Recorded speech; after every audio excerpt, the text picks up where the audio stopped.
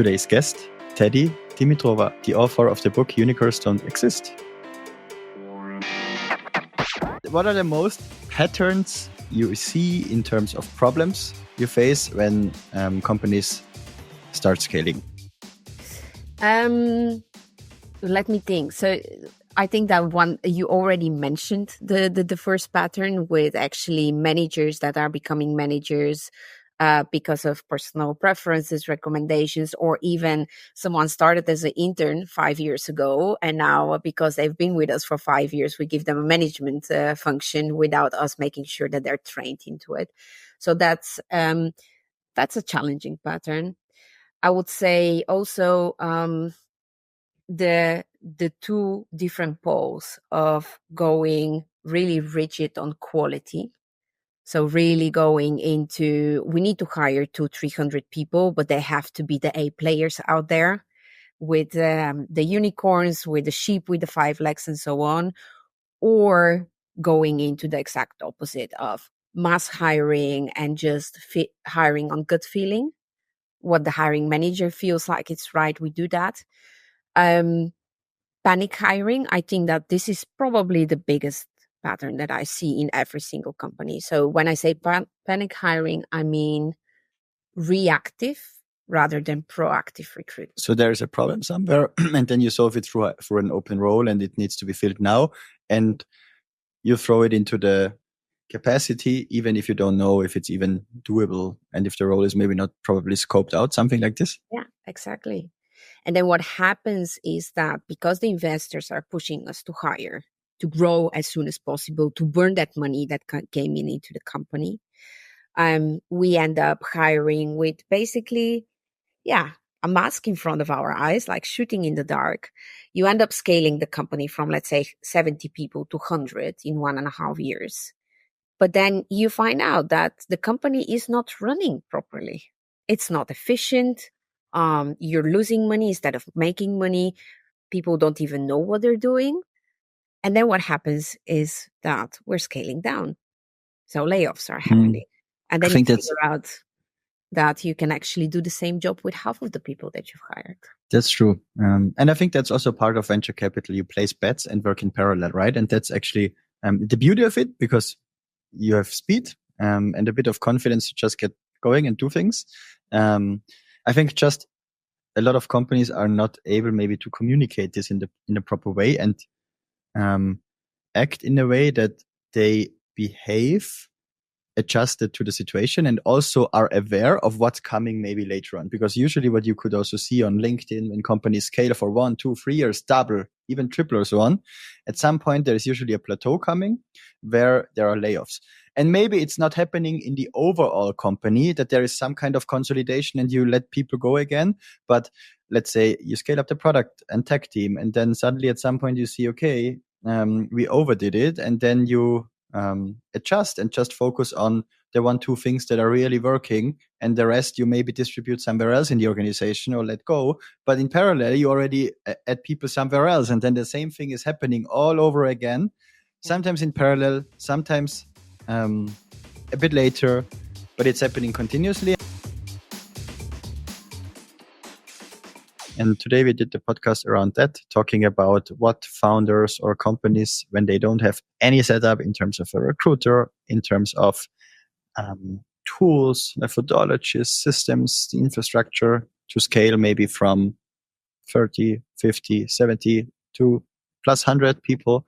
What are the common patterns in terms of mistakes, problems, why, and how to solve them and fix them? Then you can build trust, and then you can spend less time communicating and more time just getting shit done. Then I went home and thought about this sentence. We basically put it on the table. Hiring takes time. People are trained. How to objectively judge certain situations. It's very, very, very, very hard to change things. That was the learning. Entrepreneurs with empathy. To the people side. Teddy, great to see you again. I remember we were in the VR Developers Tech Recruiting Conference, and suddenly we stood next to each other, talking to each other, and then I was really excited about your book, Unicorns Don't Exist. And this made me curious. You gave me the book. I read over it. And now we are here doing a podcast about it. Really looking forward to that. Maybe we can start with a bit of more context about yourself. Sure. Well, first of all, thanks for inviting me. I'm looking back with a smile to We Are Developers. I think your talk over there was very inspiring. I'm actually already implementing some of the stuff that you shared with us. Cool. And at the same time, I think we had a lot of interesting chats. So yeah, it's very nice to see you again. Yeah, a little bit about myself. For the people that don't know me, I'm originally Bulgarian, but I live in the Netherlands basically my whole grown-up life. I came here to study, and then basically I stayed, built up a life here. Ended up marrying a Dutch guy, so kind of now I'm half Dutch, I suppose, after all these years. I've been in recruitment for a decade now. Mostly tech recruitment, very specialized in startups and scale-ups. This is something that always has given me a lot of energy because I really am a builder. I really like to solve problems, thinking out of the box, and how bigger the problem, the more excited I get. So after, I would say 7-8 years working as a freelancer, seeing probably more than 40 different startups and scale-ups across the globe, I thought, okay, I really want to put all of my thoughts and ideas on paper and share it with the world. I saw a very common problem when we as recruiters often come in a, let's say, in a scale-up. The founders say, oh, I'm hiring you because we need to scale. We need to hire 100 people. So can you start tomorrow? And ideally, we already want to hire people immediately. But then we come in and we see there is no infrastructure. There is no process. There are no scorecards. The stakeholders are biased. So we actually spend our first half a year to a year to implement ATSs and processes and to train our stakeholders while we're expected actually to hit the ground running. So with putting all my experiences and thoughts and ideas in a book, I'm actually hoping to kind of help the recruiters out there to, avoid this. So I'm hoping that founders who read this book would think like, okay, that's actually very useful for me to implement all those little things. So then when actually the recruiters come in, they can do their job. So yeah, that's it in a nutshell. I would say about what's a scale up for you? I would say in my experience, so the type of scale-ups that I've worked with is somewhere up until 500-600 employees. Okay, so there is a lot of things happening, right? So I think to reach that stage, you really need significant traction somewhere, from the story that investors believe, from the prototypes you build, or from the revenue you make. And in order to get there, there needs to be something already established. And from my, I would say, not definition, but experience, I would categorize scale-ups more when they, first time, as you said, maybe double from 100 to more than 150, 100, 200, 250. When this sort of stage is reached, then you just don't have just one organization. You suddenly need to build several organizations, mostly in parallel, or launch several complexities like new products, new markets in parallel by doing something. And that's getting complicated. And then usually also the founders, they are maybe not so involved anymore in everything. And then suddenly you have managers that need to make things happen. And every manager has different level of experience, different style, different attitude. Yeah. The first managers that are hired into that stages are maybe just hired from recommendation or personal preference from founders, that they think, oh, I am confident in, they do things like me. And then suddenly you have a very fragmented leadership team the first time you build it, usually, if it's done by first time founders, usually. Yeah. And then the chaos is happening, right? Yeah. What are the most patterns you see in terms of problems you face when companies start scaling? Let me think. So I think that one you already mentioned the first pattern with actually managers that are becoming managers because of personal preferences, recommendations, or even someone started as an intern 5 years ago, and now because they've been with us for 5 years, we give them a management function without us making sure that they're trained into it. So that's a challenging pattern. I would say also the two different poles of going really rigid on quality. So really going into, we need to hire 200-300 people, but they have to be the A players out there with the unicorns, with the sheep, with the 5 legs and so on, or going into the exact opposite of mass hiring and just hiring on gut feeling. What the hiring manager feels like it's right, we do that. In case you like my show, please subscribe. I would really appreciate it. Panic hiring, I think that this is probably the biggest pattern that I see in every single company. So when I say panic hiring, I mean reactive rather than proactive recruitment. So there is a problem somewhere, and then you solve it through an open role, and it needs to be filled now, and you throw it into the capacity, even if you don't know if it's even doable, and if the role is maybe not probably scoped out, something like this. Yeah, exactly. And then what happens is that because the investors are pushing us to hire, to grow as soon as possible, to burn that money that came into the company, we end up hiring with basically, a mask in front of our eyes, like shooting in the dark. You end up scaling the company from, let's say, 70 people to 100 in 1.5 years. But then you find out that the company is not running properly. It's not efficient. You're losing money instead of making money.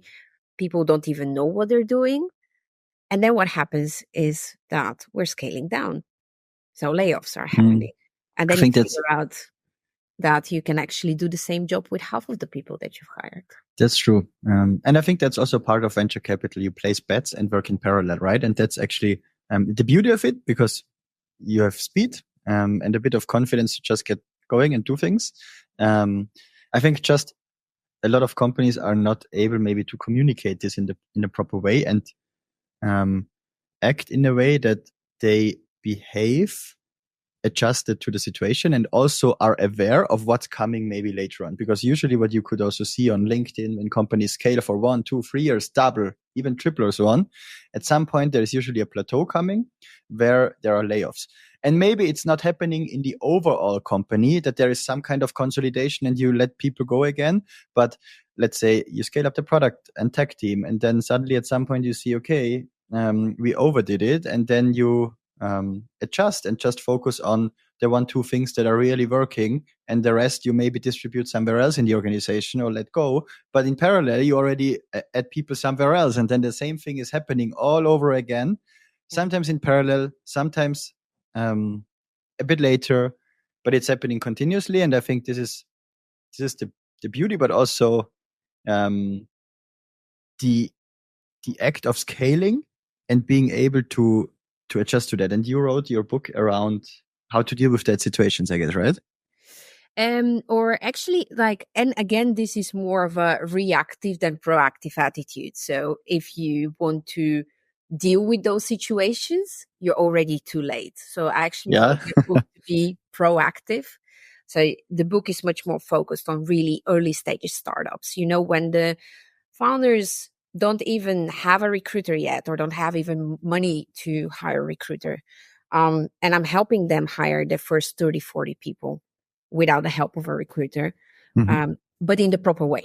Because we all know that if you don't have the right people on board in the early stages, then it's like a domino effect further in your company. And that happens very often. Again, with the recommendations, I'm going to hire my wife to be head of HR, despite of the fact that she has never done HR in her life. Or I'm going to hire my neighbor to be a CFO because he did some, mathematics or something in high school. And then this goes down in the future in a very negative way. So because hiring in startups often happens also, again, based on gut feelings, often founders hire for the unknown. They've never hired a person like this before. They even don't know what that person does. They make mistakes. They don't make sure that they know exactly what they're looking for, what are the qualities of this person, hard skills, soft skills, motivation, and stuff like that. And then it spirals down in the future. How would you start? Founder, 30 people, now grows maybe to 50, 60. No recruiting setup there. Maybe one co-founder. The hires that have been made mainly through personal references, their network, and maybe a bit of LinkedIn sourcing through their own profile at night. Yeah. What I do usually with my clients that are around this stage is we sit down with the founding team. Maybe they already have management team as well. And we go down to the basics, really to the core of the company, which is the culture. If we manage to define very well what the culture of the company is, so what are the cultural values, what is the type of organization that they want to become also in the future, we can dissect this into skills and attitude of the people that we want to hire.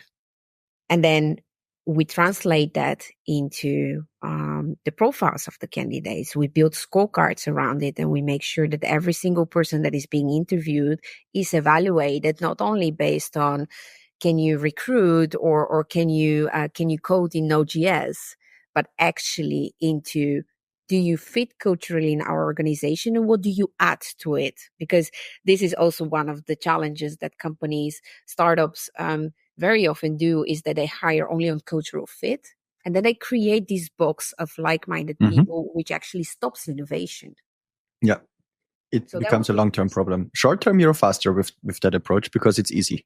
Yeah, because everybody thinks in the same direction. Yes. They're agreeing with each other. So yeah, let's go. We're fast. But in the long term, it's actually really bad. And then second thing, what's next? What do you do next? So we have the cultural values, we have our scorecards, and then we need to have a process. So this is what I've seen a lot. Coffee chats are being seen as a proper interview. We're not going to interview this person actually at all because they worked with the CTO. So we believe it. It's going to be fine. Establishing one process across the whole company. So we're not going to mix around, maybe here add another person to the process and so on. One process, let's say 4 or 5 stages, and every single person that is involved into interviewing in that process is briefed, knows what we're looking for, asking maybe even the same questions, but really making sure that we evaluate all the candidates in the same way so we can make informed decision. And filling in the scorecards is going to help us make that informed decision. With communication, right? If that you know what's going on, what's happening, and that also, I think, after an interview, you need to process the information and structure it in a certain way. Sometimes I write scorecards or I see screenshots in our team when we just do some let's say fun stuff sending around. And what some people send in scorecards is really funny, and everybody thinks like, okay, how can you evaluate based on that? And of course, maybe the hiring managers they don't even think like that, but they're feeling it hard or drowning to formulate what they think, what their judgment is, and how can you then make sure to ensure a high quality standard at scale, right? It's not possible. And I think this is just what companies and people involved in hiring need to understand. And I'm also a fan of making it as admin light as possible, but there needs to be a minimum level of commitment, of cohesiveness, that you can iterate on that and can get the best learnings out of it and really implement them back into the process and back into the decision making. And I think that's a really smart approach, what you said there. And I think also you don't need to be right 100%. You don't need to be very extreme in following that process, but there needs to be a baseline. And I would say 60 to 80% should adjust to that. Mm-hmm. And I would say the overall understanding about why this process or why a certain process and the basic fundamentals are necessary. Like there is certain briefing, there's a certain expectation to the role. There is a certain cohesiveness and alignment in the process. There is a certain training on what everybody is doing, and everybody also understands why and what others are doing. And then defining on how to make decisions and how to communicate your decisions, right? This is really, then you're maybe already top 1% in terms of hiring at that stage. Absolutely. If you do that. And it's simple. You can set that up in a few weeks. 100%. And I think that the reason why it's not happening is because when I speak with early stages founders, especially in the process of writing the book, I had probably around 20 founders that were reading and then just giving me feedback. Most of them would say, you know what, if I would see your book in the store, I wouldn't buy it. And I would say like, okay, why? Tell me. And they're like, because first of all, I don't have time to read a book. Second of all, it's on recruitment. Yeah, okay, I have to hire a couple of people, but you're actually asking me to implement systems, to make processes. We're doing just fine the way how we are. You know, this is not my focus. My focus is improving my product, making sure that we get that finance in. So it's great that you have all of those things, but I can also just maybe hire an agency if I need a person, I can't find them, and then pay them that money. So it was a very big wake-up moment for me, especially towards the end of writing the book, of realizing that despite of the fact that the problem is like founders don't have the tools to hire the people, and despite of the fact that I give them the tools also for free, literally, because I'm mostly giving the book away rather than selling it, they still don't even read it or use it. Although they're saying, I do realize that people are the most important thing in my organization. It's going to either help me or break me if I don't hire the right people. Yeah, I understand. And I think it's also really at that stage when you're building a company, I also understand, right, that you really need to prioritize. And how do you then make sure that you can help the communities and the startup ecosystem to implement certain processes in a certain way and certain ways of doing it? Because I think what you write there, like setting up the infrastructure, it's really important, right? But also, what is the infrastructure? Defining your value proposition. This can be similar to an investor pitch, how you pitch the company to candidates, right? For example, so yeah. What do you think should be done as a basic setup, the starter package? Yeah, definitely an ATS, because it's just like you cannot be a fisherman without your tools, right? So you do need an ATS, and especially if you want to be GDPR compliant and everything, that's an absolute must-have. What would you recommend most as an ATS? So especially for startups, I would say Recruitment. That has been my go-to ATS for startups for quite some years. As every software, it's not perfect, but it's so easy to implement. And if you have zero idea about how to do it, it's super intuitive. And I'm also mentioning, I literally have a step-by-step implementation in the book as well. So ATS, career page. How are you going to hire people if they can't read your job? This can also come through the ATS, right? Exactly. So that's the nice thing about Recruitment, because they have a drag and drop career page. So you're not even having to pay extra for an engineer to build one for you. And then, the question is, are you going to source? Do you need LinkedIn? A lot changed in LinkedIn in the past years, so it's much more restricted and limited. We cannot hack it as much we could back in the days without paying for it. But I would say that's a useful thing. In case you have any feedback or anything you want to share with me, please send me an email on thomas@peoplewise.com or hit me up on LinkedIn. And in case you really enjoy the show, please subscribe. I would really appreciate it. And then there are a whole bunch of other tools that you might want to use to save time, like MetaView, for example, to record things during interviews. So I would say this, and obviously the recruitment process in your scorecards. But I do see that as part of your ATS, because you cannot set up your ATS if you don't have a process. And your scorecards are also a vital part of it. And what is then your role when you work with founders? What do you do? Do you also work for them, or do you just act as a sparring partner, or do you also hire candidates? Do you fill roles? What do you do? It really depends of the client. Most of the times in the past, I would have been hired to take them out of the fire. So literally hire a couple of people. And then I would always end up fixing actually the whole infrastructure and also coaching the founders. Nowadays, I would say I have 3 different types of services. So I'm coaching early stages founders. I'm doing this pro bono, and it's very much focused on sustainability. So there is an organization called Tech to Impact, and they are helping startups across the globe that are very much focused on sustainability. I'm helping founders in there to actually make steps into their people practices, not only recruitment but also in general people and culture.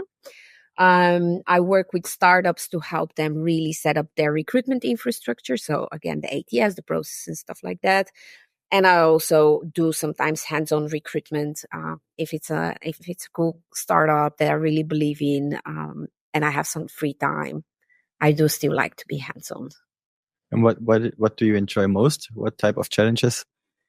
Oh, so I like when there is a mix of challenges. So if I don't like to have, for example, a one contract, a full-time contract where for 6 months I'm going to source and recruit only, because this is not giving me the spark. I like to have a complex situation where we need to get our stakeholders to the next level, maybe fix the parts of the infrastructure, hire a couple of key players, and so on. Cool. And do you also do this remotely, or you are going on site to clients? And where is your customer base? Is it more Amsterdam or Europe, or where are you mostly contributing? Yeah, really? So cool. Yeah. So last year, I had a client in Abu Dhabi. That was super cool. With some remote offices around the world. I've worked half a year for a client in Zurich, where I was flying in every Monday morning and spending 2-3 days in Zurich. I had a client in Berlin for half a year, where I was flying back and forth there as well. And I used to have a client in Brazil. So I've been all over the place, and it's amazing to really see how different cultures work and how you have to handle stakeholders, especially from different companies. How is it to work in Switzerland? It was such an incredible eye-opener about the culture there of how people communicate. And like Dutch people are well known for being direct, right? I'm Eastern European, so if Dutch people are direct, Eastern Europeans are 10 times directer. And then ending up in Switzerland, where people are, neutral and extremely polite, and then they wouldn't give you any feedback, and they would just agree with you while they're not agreeing. It was very challenging for me in the first 1 or 2 months to adapt, to actually understand what is the right way to bring things on the table. I do pride myself. This is probably one of the reasons why a lot of companies hire me, is because I'm, what you see is what you get. I'm a powerhouse. I come in, I see what the problems are, I fix them, and I go away. And because of the limited time, it's not always very elegant. Yeah, if I have more time, I will do it more elegant. But in Switzerland, I had to be, in very limited time, extremely elegant with really the white gloves on. And I loved it so much, because I haven't been that challenged for a very long time. I can imagine. And why did you start being a freelancer and writing the book? So to give you a little bit more of the insight, I grew up in a very regular, I would say, mid-layer family. My parents worked for their whole lives at the same company. no growth ambitions or anything, and we didn't have any entrepreneurs as well in the inner circle of my family. So it's never been my idea to be entrepreneurial in the sense of opening my own company or doing freelance jobs. I've always said I'm very happy to do to work for a boss. And then I've worked for a couple of years, and at some point I felt I kind of seen it all, which is very funny if you have like 3 years of experience and you suddenly think you've seen it all in recruitment. But okay, I was young. I had a little bit less self-reflection than I have nowadays. I started applying for jobs because I felt like I've done what needed to be done in my previous job. And I would get rejected from most of the startups because they felt I'm overqualified. And at the scale-ups where I would apply for more of a team lead position, they felt like I didn't have enough experience on paper for that. So I was in the middle. I couldn't find a job just because I was either overqualified or underqualified. And at that time, the market was absolutely fantastic for freelancers. I had a lot of friends that were freelancing, and I said, listen, like with your experience and the way how you work, you can bring so much to a company. Just start freelancing. And the moment I had a thought about it and I told a couple of people, within 1 week, I had a project. So it just went so fast. I didn't have time to think about it. And it went on for 7 years so far. So you enjoy it? I love it. Yeah. I love it. It's I love the What is the biggest benefit of being a freelancer in recruitment? The learning curve. I think that for me, coming into new companies and having to very quickly get up and running and figuring out what their challenges are and how can I solve them, because despite of the fact that we always have similar challenges in recruitment, no size fits all. That's something that pushes you to be quick on your feet, to quickly learn and also develop yourself in a way how you can be even more efficient in your problem solving. Totally agree. Teddy, we are coming to the end. Thank you so much. Unicorns don't exist. Buy the book. Look at it. Teddy Dimitrova. Thank you for having time to do this with me. And it was great meeting you. Thank you for the invite, and it was great chatting with you again.